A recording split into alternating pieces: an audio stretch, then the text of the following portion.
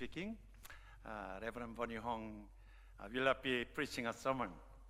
I preach the sermon in Korean, and the translation of the sermon will show on the screen. Pastor Hong have to translate the sermon. 행복한 사람은 범사에 감사하는 사람이다. 갈수록 감사하는 사람이 줄어드는 것 같습니다. 감사할 게 없어서 그럴까요? 감사할 것을 당연한 것으로 생각하기 때문인 것입니다. 감사가 줄어드니 행복도 줄어듭니다. 감사하는 만큼 행복합니다. 그 말은 불평하는 만큼 더 불행해진다는 말이기도 합니다. 감사와 행복이 비례하듯이 불행과 불평도 비례하게 되어지는 것입니다. 그러니까 누가 행복한 사람인가 하면 감사하며 살아가는 사람인 것입니다. 감사의 분량은 곧 행복의 분량이기 때문인 것입니다. 우리는 감사하는 것만큼 행복할 수 있다는 것입니다. 오늘은 추수감사주일입니다. 하나님께서 이스라엘 자손에게 명령하신 3대 절기가 있습니다. 유월절과 맥주절과 수장절입니다. 유월절은 그 무교절 다음에 그 유월절 다음에 무교절로 지나게 되어지는 7일 동안 지켰는데, 유월절과 함께 우리 모두가 애굽의 종살이에서 해방되어 난 사건, 장자가 죽는 재앙에서 모면한 것을 기념하는 절기입니다. 맥주절은 봄철에 드리게 되어지는데 밀을 거둔 것에 대해서 감사하는 절기죠. 그래서 맥주절을 오순절 또는 칠칠절이라고 하는데, 이것은 유월절 이후에 7주일이 지나고 50일째 되는 날에 지키는 절기이기 때문에 그렇습니다. 수장절은 가을 추수를 마친 후에 지키는 절기입니다. 이 절기 동안에는 광야 생활을 기억하고 그러기 위하여 초막을 짓고 지냈기 때문에 초막절이라고 하며, 광야 40년 동안 장막에서 지낸 것을 기념하여 장막절이라고 합니다. 오늘 우리가 지키는 추수감사절은 장막절에 해당된다고 볼 수 있습니다. 오늘 우리가 하나님 앞에 말씀을 본 것 시편 136편은 추수감사 때에 부른 찬송이라고 말합니다. 시편 136편은 특이하게도 절마다 26절까지 되어져 있는데 감사하라는 말이 나옵니다. 몇 번 나오냐면 26번이나 지루할 정도로 반복하여서 감사하라고 말씀합니다. 감사하는 것이 그렇게 많다는 것입니다. 일마다 때마다 모든 것이 감사합니다. 일상생활이 감사로 넘치게 되어지는 것입니다. 그래서 불평도 습관이고요, 감사도 습관입니다.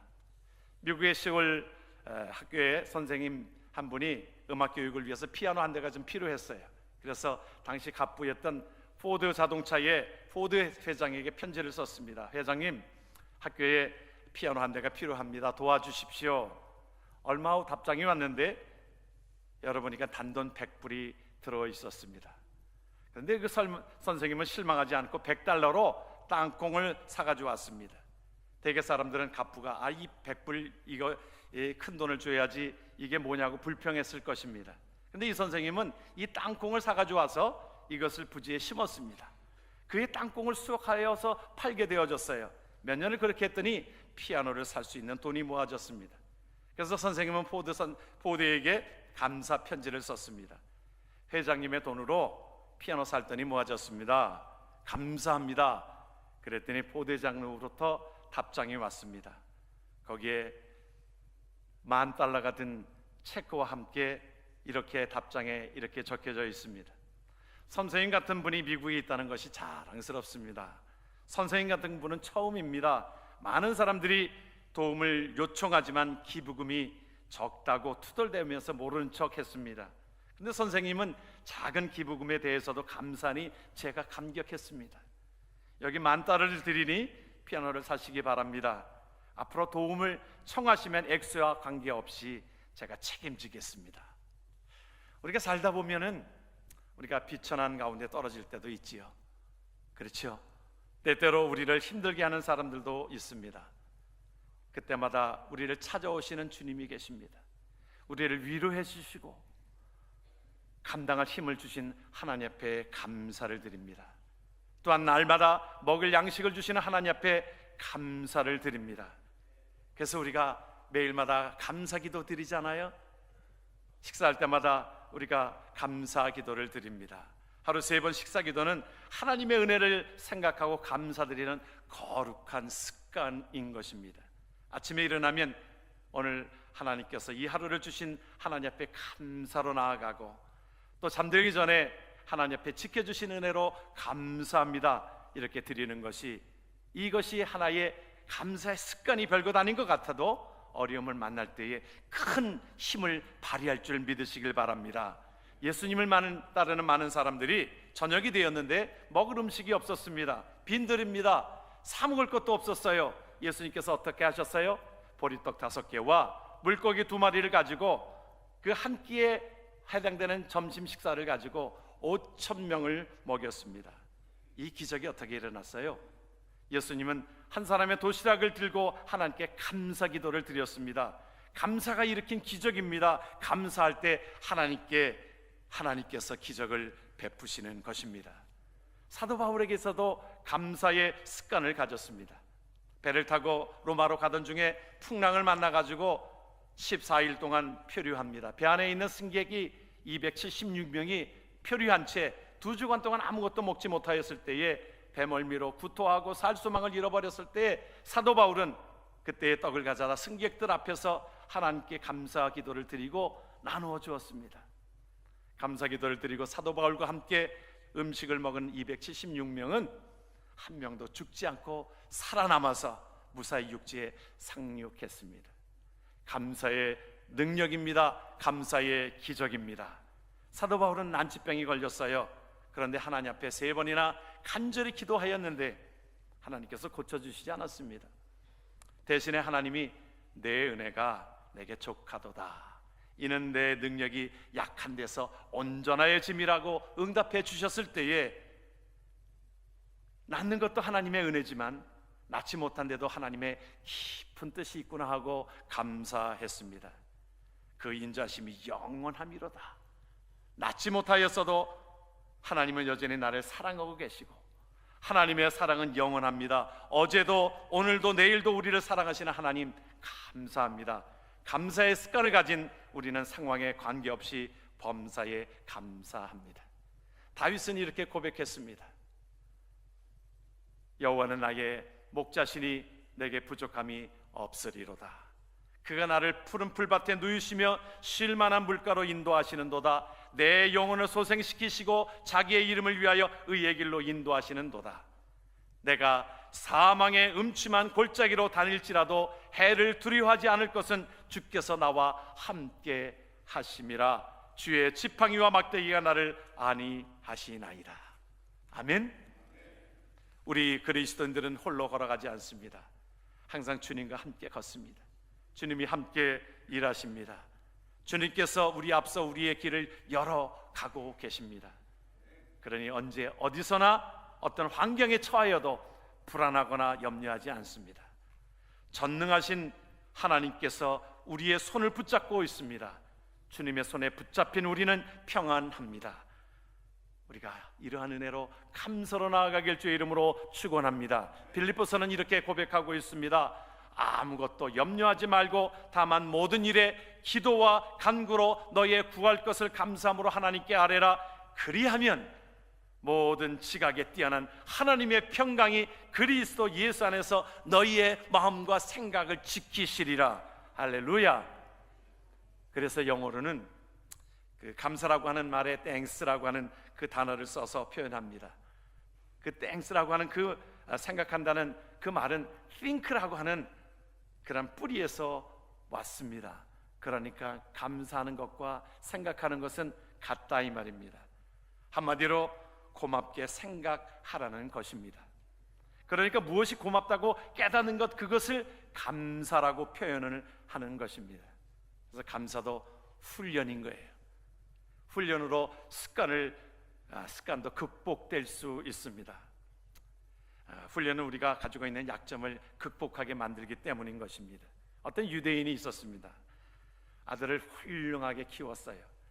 그런데 유식하지도 않고 또 육아법도 그렇게 잘 아는 자가 아니었는데 아들을 훌륭하게 키웠어요. 그래서 이유를 물어봤습니다. 그 이유가 무엇입니까? 그랬더니 세 가지를 들어서 그 이야기를 하고 있어요. 첫 번째 뭐냐면 모든 일에 그 아들에게 무조건 감사하며 살도록 가르쳤다는 것입니다. 불평은 입에서 내지도 못하게 양육을 그렇게 했다는 것입니다. 둘째는 원망과 불평하는 사람들과 놀지 않도록 키웠다는 것입니다. 주변에 보면 타당한 이유를 들어가지고 원망하는 사람들이 있는데 그런 사람들과 어울리다 보면 저절로 불평에 물들기 때문에 어릴 적부터 그런 사람들과는 아예 같이 놀지 않도록 그렇게 하였다는 것입니다. 그리고 셋째는 감사하며 사는 사람과 친하게 지내도록 지도했다는 것입니다.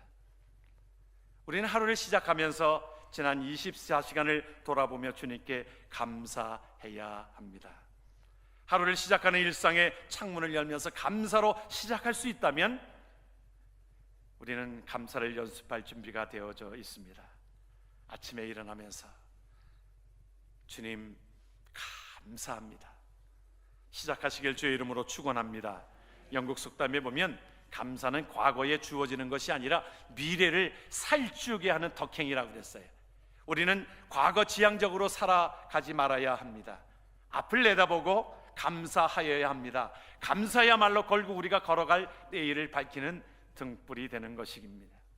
그렇기 때문에 우리 주변에는 분명히 감사가 습관으로 형성되어 있는 사람들이 있습니다마는 그러나 습관적으로 불평하고 불만족하는 사람들이 있습니다. 광야의 이스라엘 백성들이 불평이 습관화된 사람들입니다. 그렇다면 우리는 과연 어떤 사람인가? 자꾸 불평을 드러내는 습성을 버리고 감사하는 것을 우리 새로운 삶의 스타일로 바꾸시기를 주의 이름으로 축원합니다. 감사의 습관이 형성이 되어지면 감사의 힘은 우리를 보호해 주십니다. 감사의 힘은 어떤 스트레스나 분노나 파괴적인 위협으로부터 우리를 지켜줍니다. 감사하는 사람에게는 좋은 일이 많이 생길 수밖에 없는 것입니다. 오늘 말씀의 21절과 22절을 우리 같이 한번 말씀을 함께 하겠습니다. 그들의 땅을 기업으로 주신 이에게 감사하라. 그 인자하심이 영원함이로다. 곧 그 종 이스라엘에게 기업으로 주신 이에게 감사하라. 그 인자하심이 영원함이로다. 아멘. 암에 걸린 한 사람이 있었습니다. 처음에는 하필 왜 나만 이런 병에 걸렸냐 하고 하나님을 원망하고 슬퍼하고 좌절했습니다. 점점 병이 깊어졌어요. 그러다가 어느 날 이런 생각이 들더랍니다. 어차피 죽을 목숨인데 이렇게 시간을 보낼 것이 아니라 뭔가 감사할 내용을 찾아보자고 생각하고 무엇이든지 감사하고 고백하기 시작했습니다. 통증이 와도 감사합니다. 주사를 맞아도 감사합니다. 치료를 받을 때도 감사합니다. 잘 때도 감사합니다. 일어날 때도 감사합니다. 매일 매 순간마다 감사하고 감사했습니다. 그런데 놀라운 일이 일어났어요. 암세포가 하나씩 줄어들기 시작하더니 완전히 사라졌다는 것입니다. 건강을 온전히 회복했다는 것입니다. 감사하는 마음이 암도 이길 것입니다.